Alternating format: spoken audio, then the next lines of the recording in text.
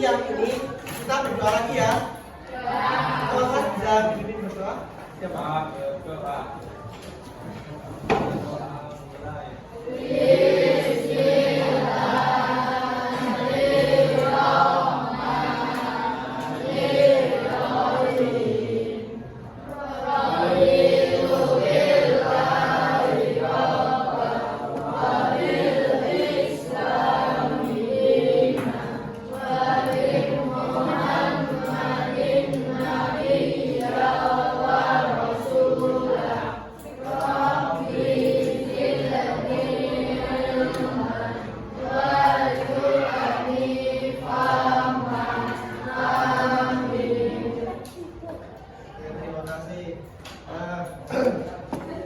Ini kelas 8 Ada semua hari ini?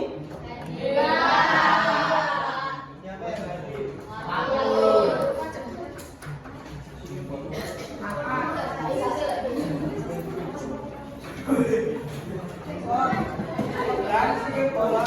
Nama panjangnya siapa?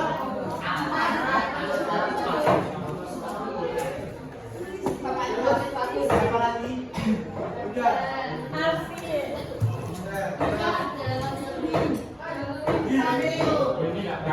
Belum kita masuk ke materinya, kalian belum kenal nih sama aku.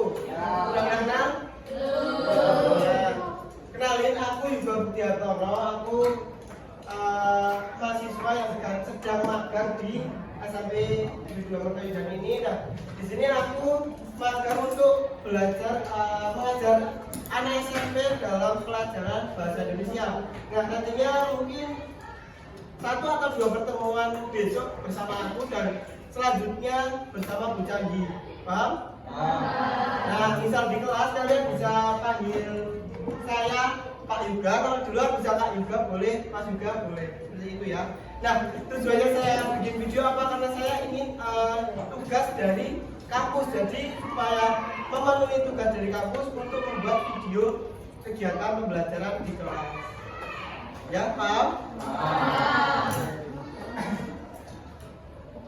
Nah, sebelum pelajaran disiapkan dulu buku paket, buku tulis, alat tulis, ballpoint. Kalau sudah bawa tidak temannya sudah.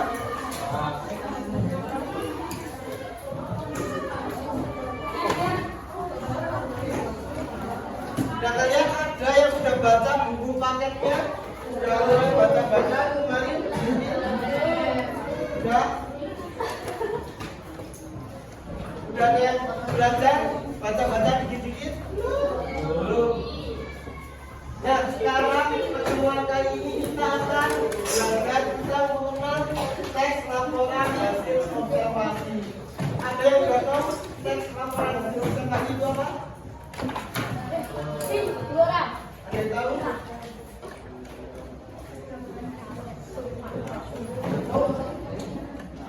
Nah, sebelum kita menentukan teks laporan hasil observasi, nah, sekarang kita udah di mana ada ini gambarnya di jelas. Nah, ada baru mulai awal, satu awal ini ya. Nah, coba kalian amati di dalam gambar itu ada apa aja? Orang sakit, terus ibu hamil, terus apa lagi? Ya, terus ya, terus ya, benar sekali. Nah, ini kita sudah proses dalam membuat teks laporan hasil observasi. Nah, teks laporan hasil observasi ini adalah teks yang dibuat dari kita melakukan pengamatan. Jadi kita kan tadi udah mulai mengamati nih, ada ibu-ibu. Ini kan di dalam bus ya ceritanya ya. Ini ada ibu hamil, ada ibu yang bawa anaknya, ada yang main HP, ada yang sakit. Nah, kita sedang melakukan observasi atau pengamatan di mana di dalamnya itu ada apa aja. Bisa ada yang tidur, ada yang main HP, itu bisa dijelaskan dalam teks laporan hasil observasi. Nah, sebelum masuk ke materi inti, tujuan dari pembelajaran hari ini yaitu nantinya kalian dapat menjelaskan pengertian teks laporan hasil observasi. Kemudian kalian juga dapat menemukan informasi di dalam teks laporan hasil observasi dan juga membedakan antara kalimat objektif dengan kalimat subjektif seperti itu.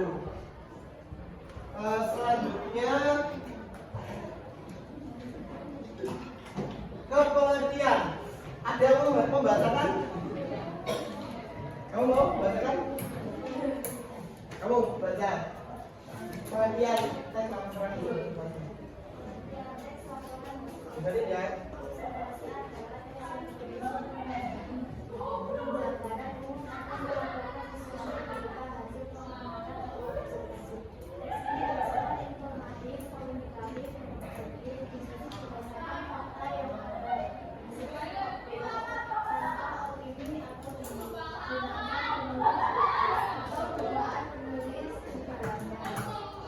Paham? Apa perlu aku jelasin lagi? Lagi. Nah, jadi teks laporan hasil observasi itu teksnya itu berisikan penjabaran umum yang dimaksud itu misalnya nih buku. Nah, kalian disuruh melakukan observasi terhadap buku ini. Nah, kalian bisa diamati dulu. Ini tuh bentuknya apa? Persegi panjang. Warnanya apa? Warna biru. Ini buat penulis, bukan buat menggambar, tulis seperti itu. Nah, itu nantinya di laporan hasil observasi itu menjabarkan suatu hal. Misal disuruh menjabarin soal kelas ini gimana? Kelas apa? Temboknya warna biru, kemudian berisi anak-anak kelas 8E, kemudian ada lukisan-lukisan. Nah, yang dimaksud penjabaran umum dan melaporkan sesuatu itu seperti itu, paham?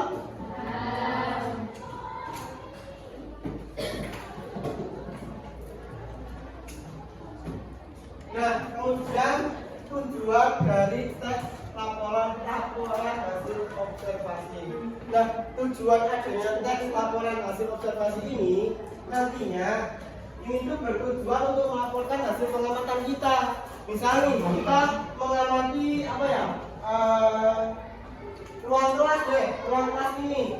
Kita udah bikin nih, udah mengamati, udah kita susun, lalu kita bisa kita publish di sosmed kalian, bisa dicantumin foto kelasnya tentang isinya itu gimana, nyaman atau enggaknya. Nah, nantinya kan ada orang-orang yang membaca teks tersebut. Nah, nantinya orang-orang pastinya kalau lihat kelasnya itu menarik, nyaman, gurunya enak di SMP ini, nantinya kan mereka akan mendaftarkan anak-anaknya di SMP ini, seperti itu.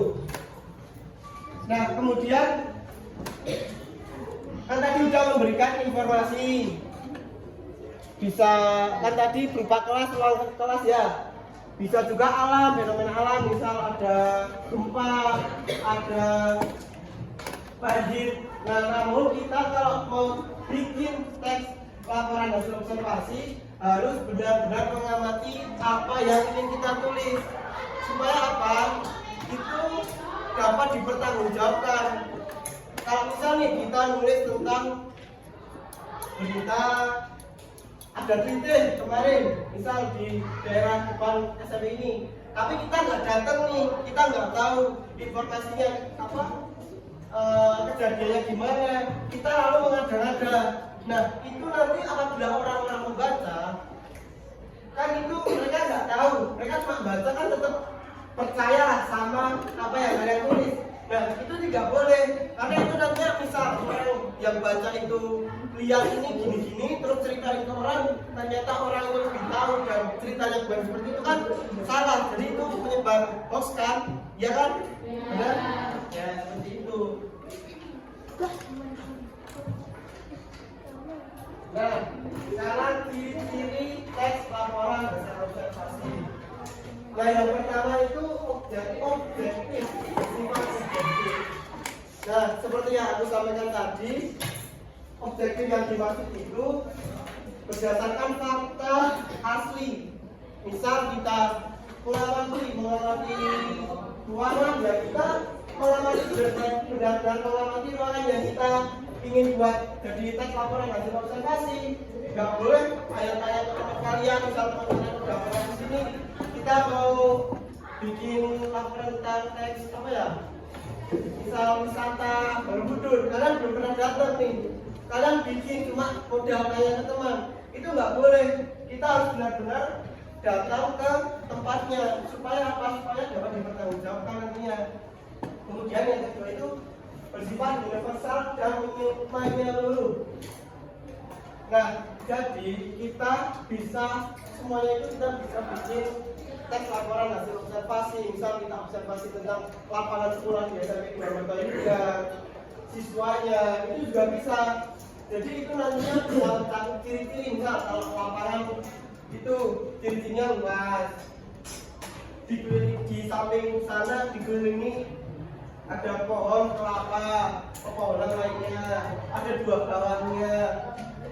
Dan juga kalau kondisi objeknya itu misal kan rumputnya kemarin lebat, sekarang udah dipotong, jadi kita tulis rumputnya sudah tersangka api, sudah dipotong oleh pidana sekolah itu. Nah kemudian yang ketiga ciri-cirinya yaitu ditulis secara lengkap. Nah jadi apabila kita menulis teks laporan hasil observasi, kita itu harus lengkap dari mulai pernyataan umumnya, kemudian deskripsi bagian yang dirincinya. Supaya apa? Supaya itu tidak rancu. Misal nih, kita jelasin lapangan tadi nih, itu kita cuma jelasnya setengah-setengah. Jadi kan yang baca bingung, ini beneran enggak? Lapangannya kayak gini, kok penjelasannya kurang, seperti itu. Kemudian, nah, yang keempat, isinya merupakan hasil penelitian atau pengamatan terkini. Nah, seperti yang aku sampaikan tadi, nah, misal kita disuruh bikin laporan hasil observasi lapangan. Aku suruhnya hari ini. Dan kalau kalian itu pernah datang ke lapangan itu kemarin seminggu yang lalu. Nah, kalian asal nulis nih, seingat kalian seminggu yang lalu, itu nggak boleh. Karena apa? Kondisi kemarin dan sekarang itu berbeda. Kemarin kan seminggu yang lalu belum dipotong rumputnya. Nah, sedangkan sekarang sudah dipotong rumputnya. Seperti itu, paham? Nah, kemudian tidak mengandung prasangka dan pemihatan penulis. Jadi, misal nih, kan kita lagi disuruh bikin tadi lapangan sekolah ini di belakang. Nah, tapi kalian itu nggak suka main bola, kalian sukanya olahraga voli. Nah, kalian nggak boleh ngejelek-jelekin, misal lapangannya nggak layak pakai, gini-gini, jelek-jelek, itu nggak boleh.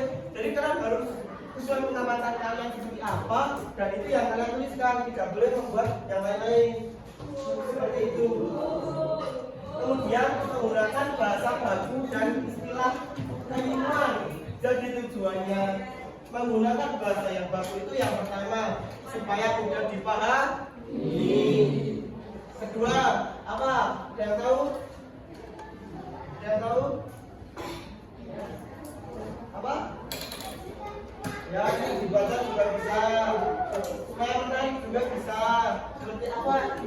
Yang lain ini bisa secara menarik supaya kan udah menarik, masa dibaca susah, nggak menggunakan bahasa baku kan bikin pembacanya bingung untuk memahami tulisan yang saya tulis.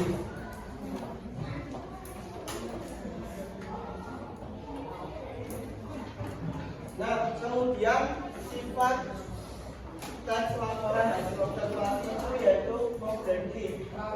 Nah, ada yang tahu objektif? Objektif ada yang tahu? Nggak ada. Nah, kalau objektif itu seperti yang aku sampaikan tadi, kita datang nih ke lapangan buat mengamati lapangan tersebut. Nah, itu kita tulis sesuai dengan keadaan yang adanya, enggak membuat-buat kayak kamu nggak suka lapangan ini terus kamu tulis tambahin yang jelek-jelek itu, padahal nggak kayak gitu. Itu nggak boleh. Nah, itu kalau objektif itu benar-benar apa adanya sesuai dengan keadaan yang kalian amati, tidak dipengaruhi oleh penulisnya. Penulisnya siapa? Ya kalian. disuruh mengamati objek, ya itu harus sesuai dengan keadaan objek yang kalian amati. Nah, ciri-cirinya itu yang pertama berisikan fakta yang dapat dibuktikan di negaranya. Seperti yang sudah aku bilang tadi juga. Jadi misal kalian tulis tentang lapar, ya kalian amati laporan itu, katakan ini ya ini sesuai dengan beritanya, supaya apa? Nanti kalau misal ada yang baca terus tanya kebenarannya itu benar-benar sesuai gitu loh. Jadi nggak membuat yang lain gitu. Kemudian yang kedua, tidak dipengaruhi oleh pendapat atau pandangan pribadi. Ya seperti yang aku bilang tadi, misal kalian tak suruh nih, nah nanti teman kalian, kamu namanya siapa? Ini. Misal nanti ini ya. Nah, tapi teman-teman ya, teman-teman pada nggak suka sama ini, ada masalah nih, misal ya. Nah, terus kalian emang Jimmy itu orangnya gini, nakal dan lain-lain, padahal Jimmy kan nggak gitu. Nah, itu nggak boleh, harus kita sesuai kayak misal Jimmy ada yang tangan, ya sering ikut pelajaran, itu harus sesuai dengan keadaan. Kemudian yang ketiga, menyampaikan informasi sesuai fakta dan kebenaran. Misal tadi kita mengamati lapangan, ya kita mengamati lapangan itu, nggak boleh mengamati lapangan yang lain. Kemudian tidak menggunakan kata-kata subjektif atau emotif. Nah, contoh kata-katanya itu kayak ini, seperti sangat, sekali, luar biasa, kira-kira, mungkin, dan barangkali. Kan kalau kita misal nih ditanya nanti kita pelajaran istirahat pulang jam berapa? Mungkin jam 3, mungkin jam 4. Itu kan nggak pasti kan jawabannya. Mungkin itu kan belum pasti jawabannya, jadi nggak boleh pakai kata mungkin, barangkali itu nggak boleh, kira-kira juga nggak boleh. Paham?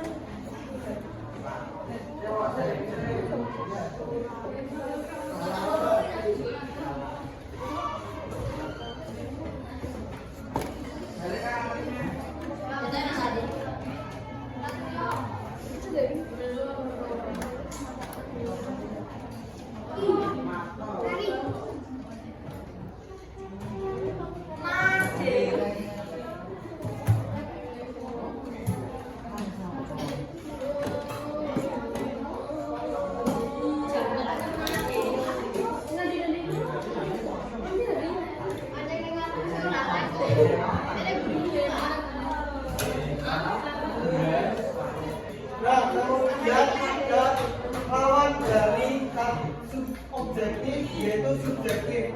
Kalau objektif kan sesuai dengan keadaan atau sesuai dengan apa yang kita amati kan tadi. Dan kalau subjektif itu sebaliknya, jadi sesuai dengan pendapat penulis.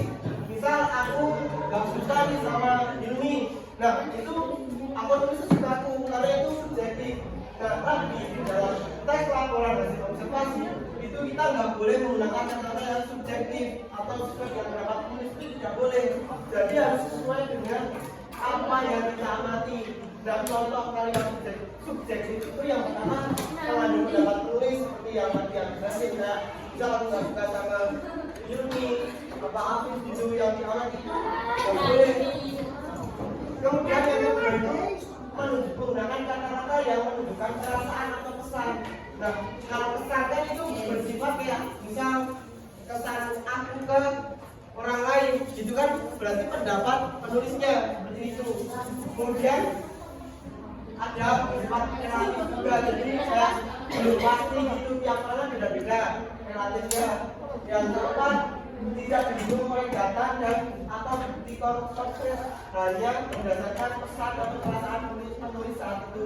Misal aku disuruh ngamati lapangan dan perasaan itu lagi misal malas lah ngamati ke sana, Jadi aku tahu lapangannya seperti apa itu supaya pikiranku aja itu nggak boleh malah tapi harus belajar mengerti. Dan selanjutnya menggunakan kata sifat atau bermakna penilaian. Misal kita menilai orang, kita disuruh mengamati lapangan, terus kita nggak suka, terus kita rating misalnya, itu nggak boleh karena itu merupakan pendapat penulis. Nah biasanya itu ada membuat kata-kata yang dapat membujuk atau mempengaruhi. Misal nih, kalian kan disuruh mengamati lapangan ini, tapi kalian nggak suka sepak bola, jadi kalian sukanya voli. Nah kalian di air teks laporan dan informasinya kalian tulis mending main voli aja, 8 voli lebih bagus lapangannya, lebih enak dan lain sebagainya seperti itu. Paham?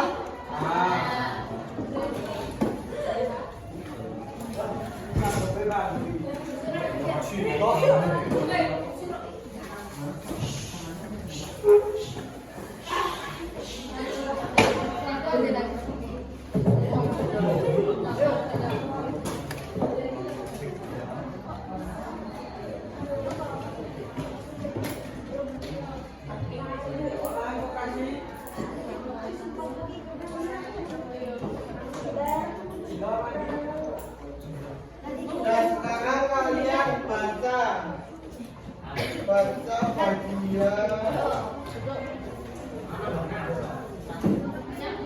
halaman 3 tugasnya penumpang bus kota. Kalian baca, kalian pahami, nanti saya akan bagikan AKPD ke kalian. Baca dulu.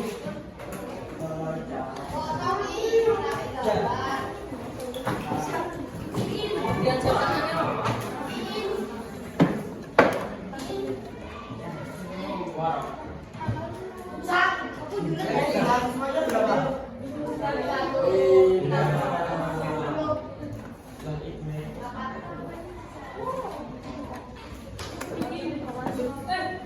Subtema.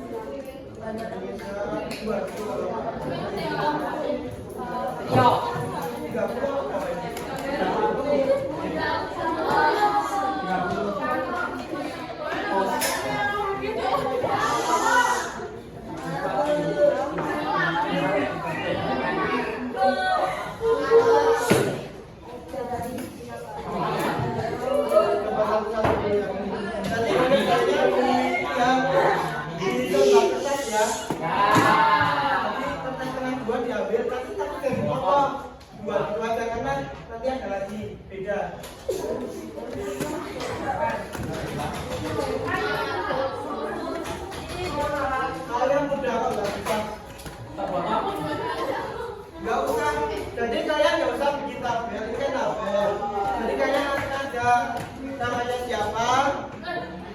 Terus nomor 1 ada, yang kedua ada, yang kedua jauh.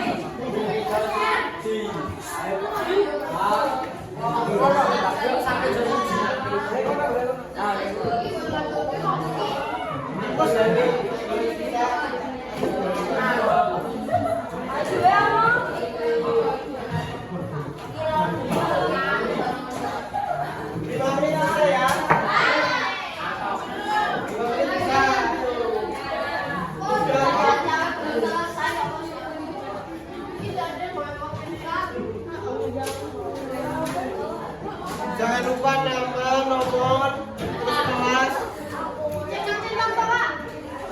Dan di kertas misalnya.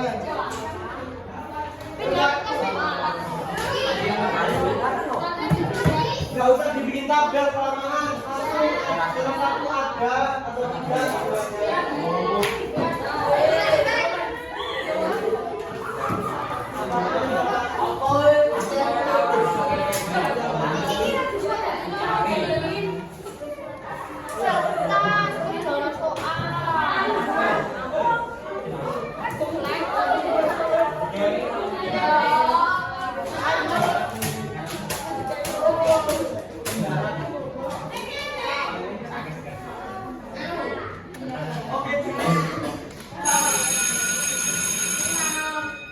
Mohon perhatian saat ini seluruh siswa SMP Negeri Pondok Tengkodan melaksanakan pembelajaran ujian agama.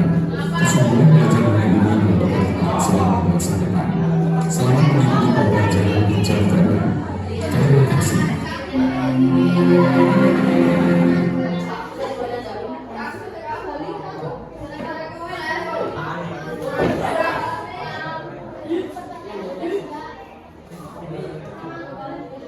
Nama aja, nama kalian individu.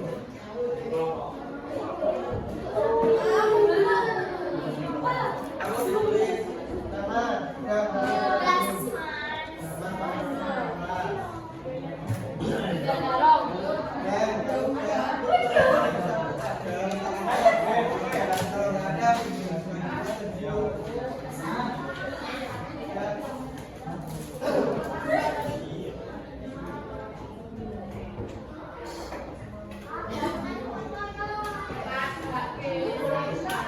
dibaca teksnya lagi belum bagus Golkar.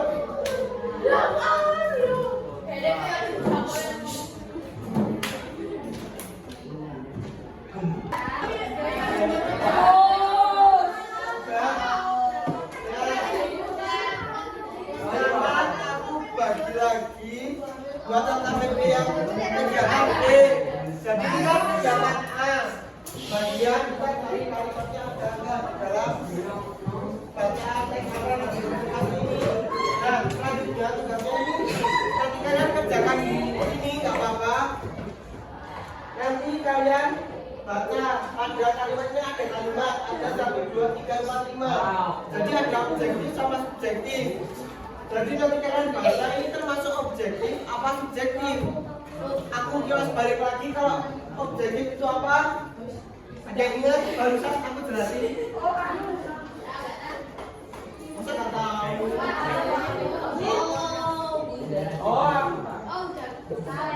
Kalau objektif itu sesuai dengan faktanya, jadi misal sesuai dengan keadaannya. Tapi kalau subjektif itu pendapat penulis, biasanya bersikap pendapat penulis. Paham? Misalnya aku biar nasinya itu bersih, tapi menurut kamu jangan menurut menurut pulang kelas ini kotor. Nah itu subjektif karena pemikiran orang lain itu berbeda-beda, setiap orang itu berbeda-beda. Bisa biarnya bersih, pulang bisa bersih kotor, seperti itu. Paham?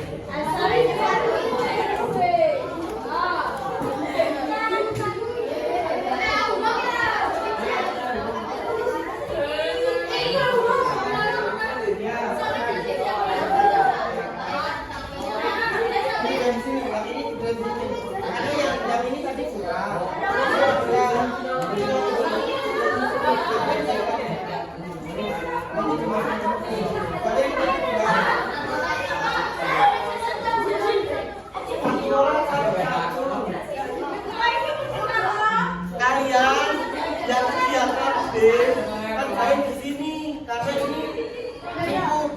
Kalau yang kegiatan tadi soalnya kertasnya kurang, makanya itu di kertas kalian masing-masing.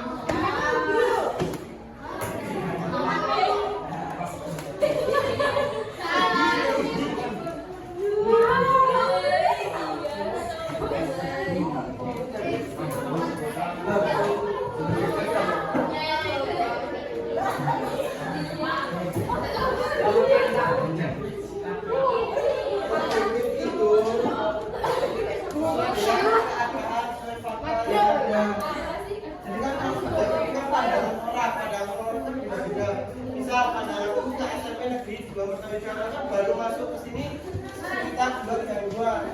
Pandangan kita belum kebanyakan di sini. Nah, itu beda pandangan kita. Kok ini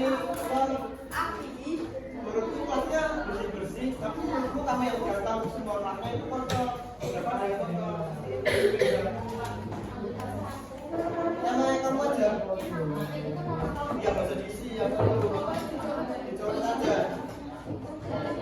Apa-apa.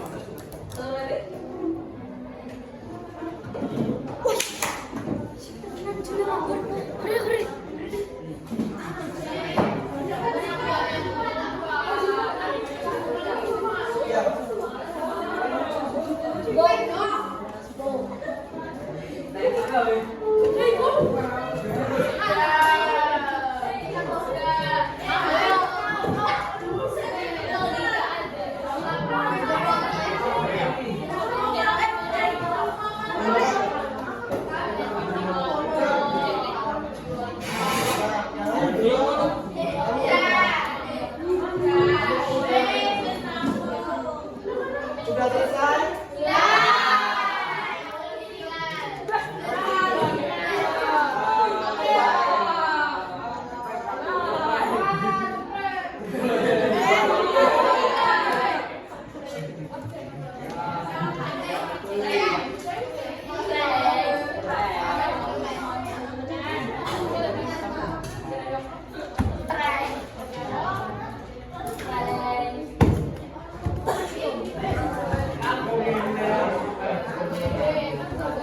Ada yang masih bingung? Kalau yang bingung itu yang contoh satu. Yang cocok paham? Nah,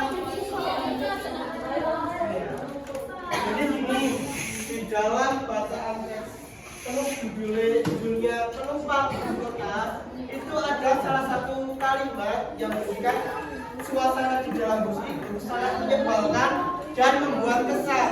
Itu menurut kalian subjektif atau objektif? Nah, benar. Itu termasuk subjektif karena apa? Itu merupakan pandangan dari seorang penulisnya atau pandangan orang lain. Itu kan kita nggak tahu. Aslinya itu menyebalkan karena apa? Nggak tahu, mungkin kepanasan, mungkin kecapean dan lain sebagainya. Paham? Paham lagi.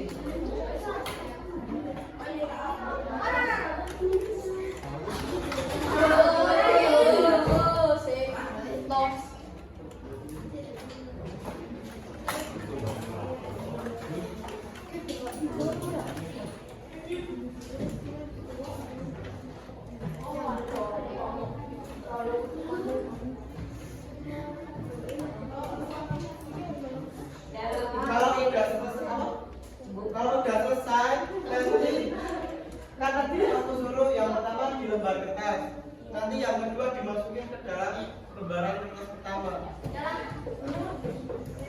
Kan tadi kan satu di kertas.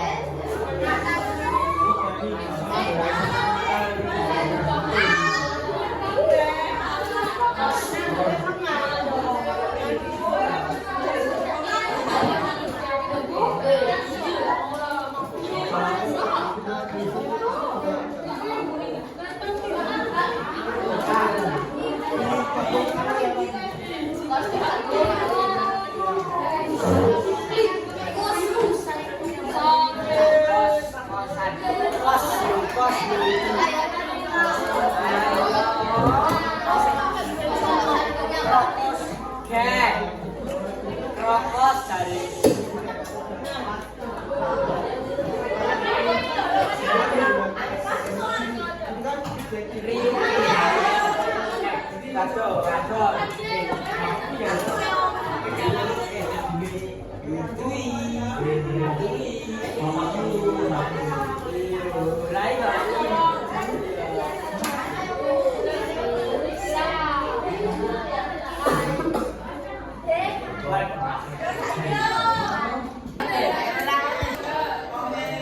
semua?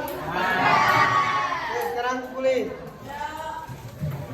Dari depan ke belakang. Taruh paling depan di dalam.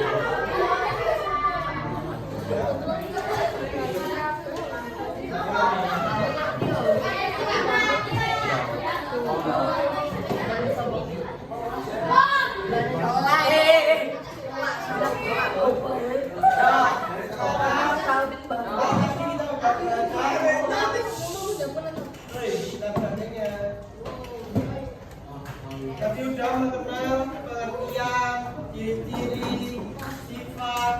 Nah, selanjutnya buka halaman 8.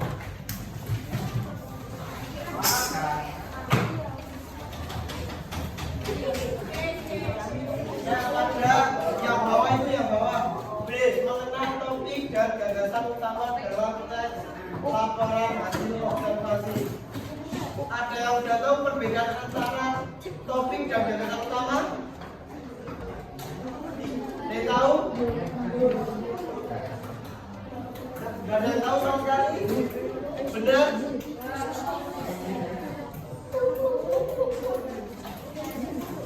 Masih kalah ya bro.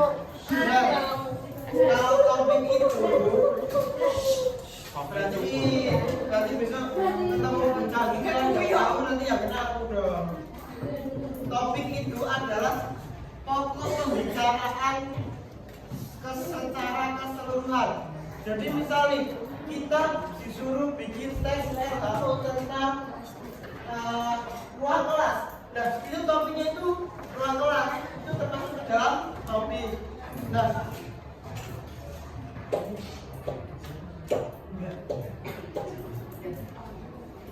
mohon perhatian kelas 8.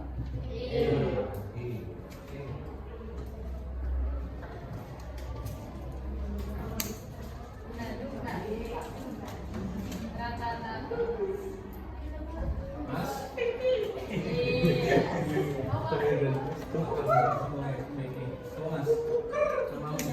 Sama? Vicky.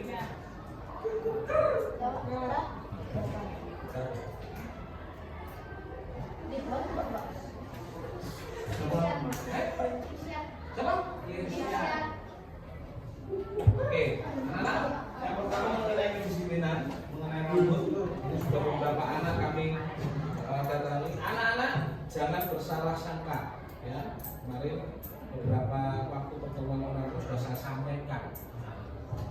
Jenis potong rambut kalau tidak sesuai dengan sudah digunakan apa? Ukurannya 321 itu sudah ukuran standar, tukang potong wis sak kene. Kami nggak ingin 2 jari. Ini 2 jari Mas. Ini benar itu susah maluk. Ya. Kemarin sudah kami sampaikan. Ya. Potong pendek, molek boleh Pak? Boleh. Ini jangan salah sangka, molek itu bukan sing molek tukang kemetrek ya. Tahu ya, kemetrek ada itu panjang kok. Itu tidak boleh. Molek pendek atau potongan batik. Nah. Terus kayak ini. Ya, istilahnya baskan apa-apa ya, silakan. Boleh juga potongan rapi. Ini undercut.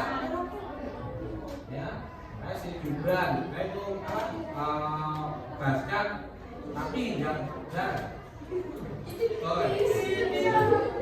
Itu atau ini desain rapi ya. Nah, begini. Hampir sama. Gitu. Oke? Atau begini. Ini kami sarankan. Enggak apa-apa.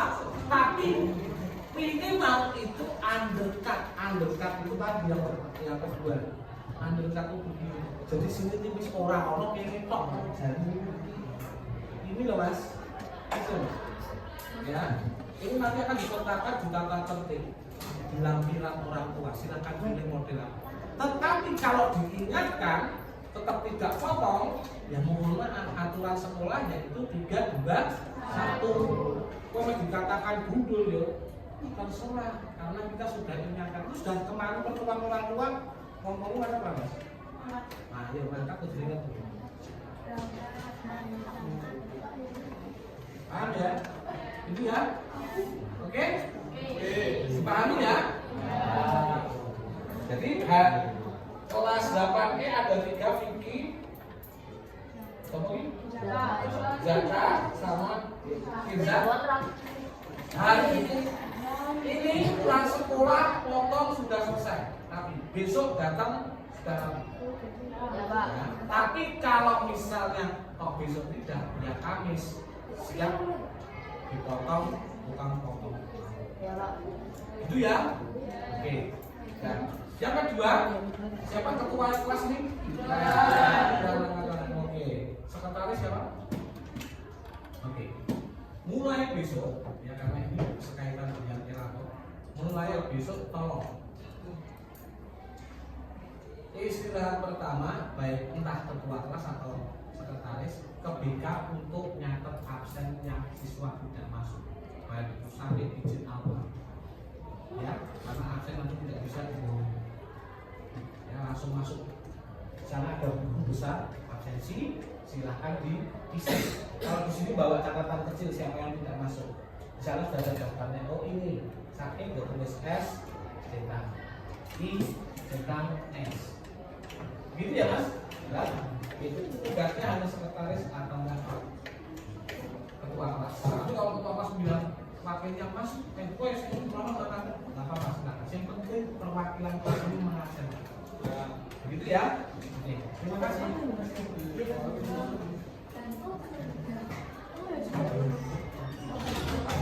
Baik, terus siapa yang disuruh berperabot, berperabot. Kita balik lagi tadi antara topik dan gagasan utama. Ada ingat tadi udah tak sedikit topik itu apa? Ya. Aku lagi itu. Ya. Sedangkan kalau gagasan utama itu, kalau gagasan utama ide dalam tiap paragraf. Jadi kalau topik itu menyeluruh satu bacaan, tapi kalau gagasan utama itu satu paragraf per paragraf seperti itu. Paham? Diingat-ingat nanti kalau saya berbagi biar tetap benar. Nah, kalau tekan tanda itu juga ada bacaan tes laporan atau observasi yang topiknya itu sudah ada di judulnya, misalnya kayak tadi penumpang bus kota itu kan sudah satu topik pembicaraan apa topik tesnya di dalamnya tentang penumpang bus kota itu ada apa aja, ada ibu hamil, ada yang sakit kakinya, ada yang main HP, ada yang ketiduran dan lain sebagainya. Seperti itu. Nah, misal kadang ada yang nggak ada judulnya nih, gimana sih cara cari topiknya? Kadang penulis tes laporan hasil observasi menaruh topiknya itu di paragraf pertama atau kalimat pertama itu bisa aja. Misal tadi ada teks ini di halaman 9 contohnya ini kan udah ada judulnya sepeda. Misal aja nggak ada judulnya, cuma tes laporan hasil observasi. Nah, pada paragraf pertama udah ada sepeda adalah kendaraan umum yang dipakai anak SMP perwira. Nah, itu kan beberapa kali dibahas tentang sepeda. Jadi itu topik yang dibahas dalam tes LHO tersebut. Paham? Nah, sekarang ada yang bisa menyimpulkan kegiatan materi dari awal kita belajar itu kita belajar tentang apa aja yang berani sekarang ya terus tentang apa aja observasi pengertian ciri-cirinya kemudian yang terakhir ini ya sifatnya cuma dan juga topik dan kemudian yang di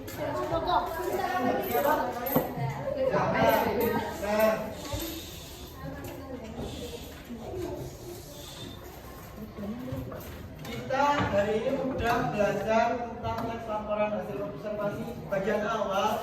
Nah, aku kilas balik lagi kesimpulan untuk pembelajaran hari ini, yaitu tes laporan hasil observasi adalah tulisan yang menyajikan penjabaran umum tentang objek berdasarkan hasil pengamatan. Nah, itu harus disusun secara sistematis, harus urut supaya memudahkan membaca dalam membaca teks LHO. Nah, itu selanjutnya aku mau saya bagikan refleksi belajar hari ini. Jadi ini nanti saya bagikan satu-satu, bapak bagikan satu-satu. Kemudian isi nama kalian. Kemudian gurunya siapa, saya, kelas, dan tanggal.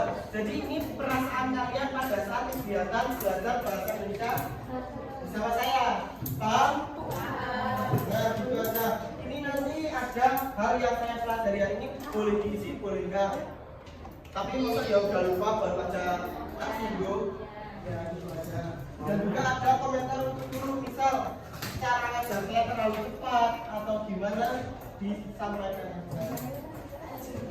Jika mempengaruhi nilai kalian sebenarnya.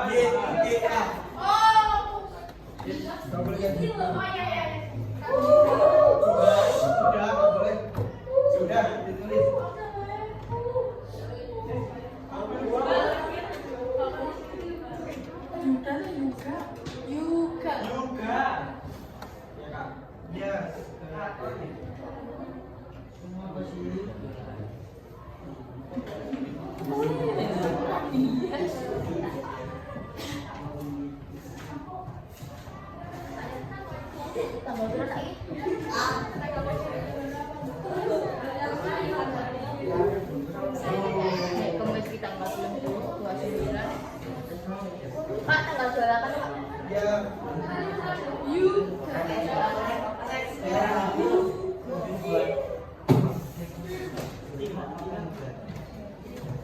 Habis ini pelajarannya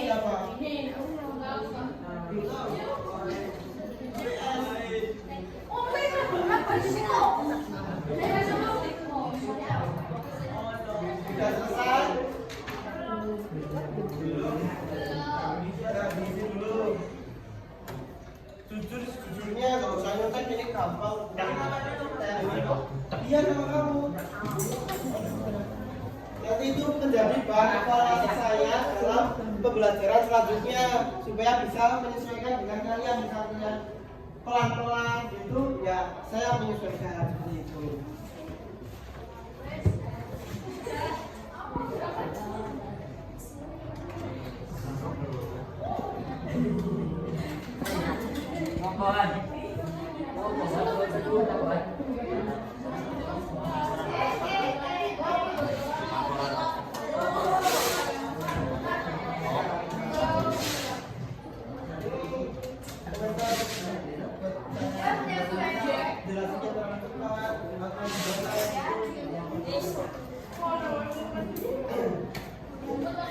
Nah, kita kan sudah belajar bab 1 subbab A dan B. Nah, besok kita nggak perlu saya belajar sama lagi. Misalnya sampai apa? Kemarin udah mulai masuk ke subbab 2, yaitu bagian apa? Gagasan utama dan topik dan dilanjut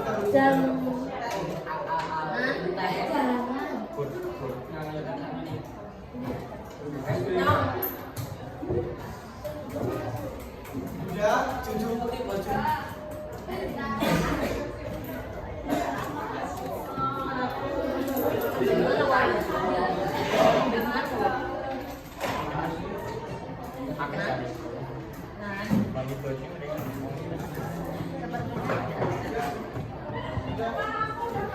Ya, kita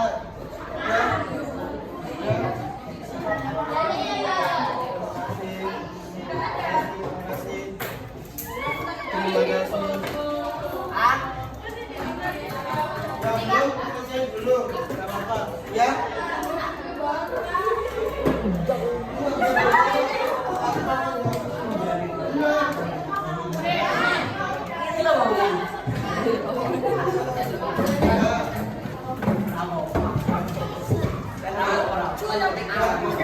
Kurang gitu.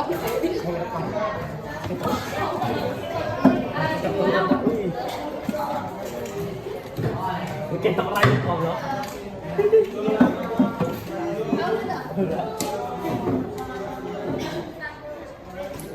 Markus jalan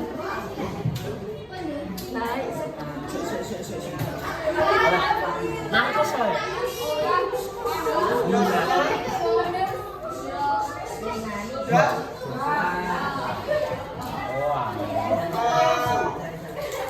Dan Bapak ucapkan terima kasih atas partisipasi dari kalian. Mohon maaf apabila ada salah kata, salah kata dari Bapak. Ya, wassalamualaikum warahmatullahi wabarakatuh.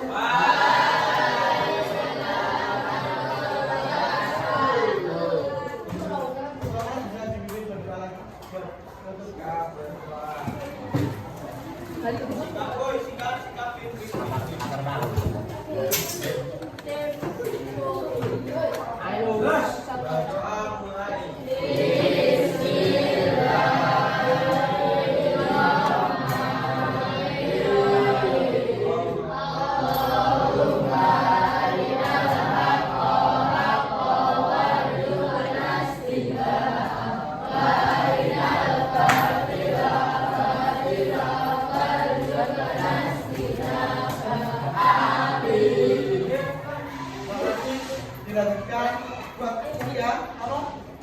Pelajaran selanjutnya.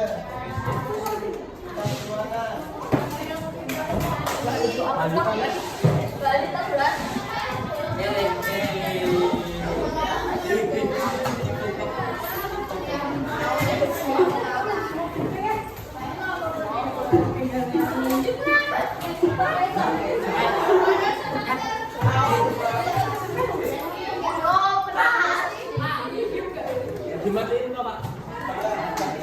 Mau ambil tak? Katanya Pak, mau jual. Enggak laku lah.